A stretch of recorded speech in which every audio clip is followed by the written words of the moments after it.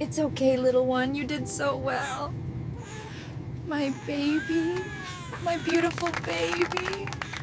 Imagine you are flying above the earth, the cabin is quiet, passengers are watching movies, and the flight attendants are serving foods. Suddenly, an announcement comes from the crew. Is there a doctor on board? A pregnant passenger has gone into a labor.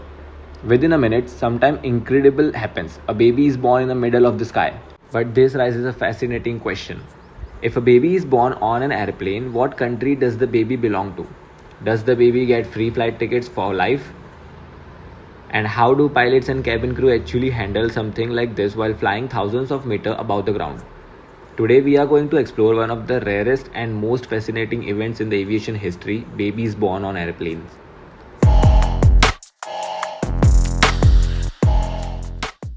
How rare it is. First, let's talk about how rare this situation really is.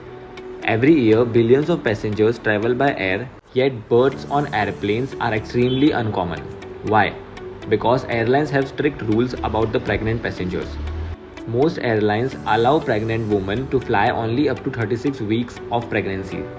After that, they usually require a medical certificate or may even refuse boarding. Major airlines like Emirates and Singapore Airlines have clear policies to reduce the chances of in the flight births. But sometimes babies simply don't wait. Labor can't start unexpectedly, even in the middle of the flight. And when that happens, the crew must react quickly. When a passenger goes into a labor mid-flight, the cabin crew immediately begins emergency procedures. The first thing they do is make a special announcement. Is there a doctor or medical professional on board? On many flights, there are often at least one doctor or nurse among the passengers. If a medical professional is present, they assist the crew. Meanwhile, the flight attendants prepare emergency medical kits. These kits include gloves, oxygen masks, blankets, and medical supplies. The crew may move the passengers to a more private area like the galley or a back row of seats. While this is happening in the cabin, sometimes important is happening in the cockpit. The pilot immediately contact air traffic control and report the medical emergency. Depending on the situation, they might decide to divert the aircraft to the nearest airport. Large aircraft like Boeing 777 or the Airbus A350 can land at many major airports around the world. But sometimes the baby arrives before the plane can land, and that's what something extraordinary happens. A child is born thousands of meters above the ground.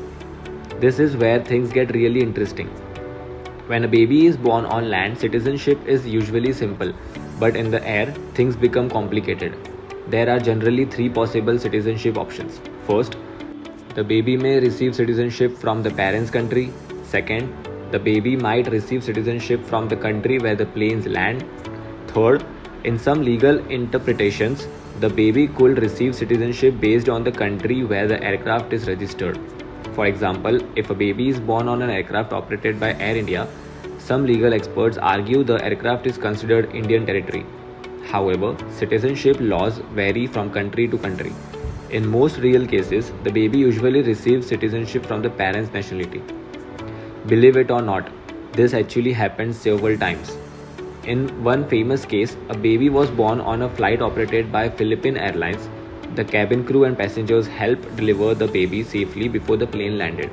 The airline celebrated the birth and gave the child special gift and travel benefits. Stories like this are rare but unforgettable.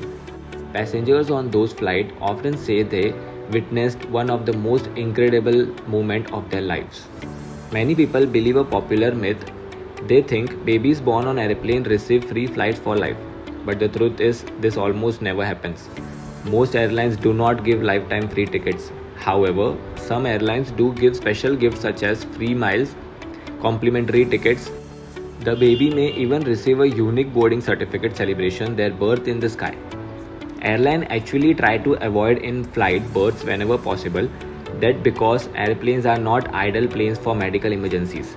All through, flight attendants are trained for emergencies. Airplanes do not have full hospital equipment. That's why airlines require medical clearance for late-stage pregnancies. But despite all precautions, nature sometimes surprises everyone. So imagine this, a child enters the world not in the hospital, not in the city, but 35,000 feet above the earth. Born between countries, born between clouds, born literally in the sky. These rare children are sometimes called skyborn babies, and their story begins in one of the most unusual places a human life can start. But here's a question for you.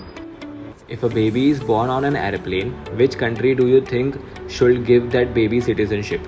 Tell me what you think in the comments, and if you enjoyed this aviation story, don't forget to subscribe for more fascinating secrets of flight. Thank you.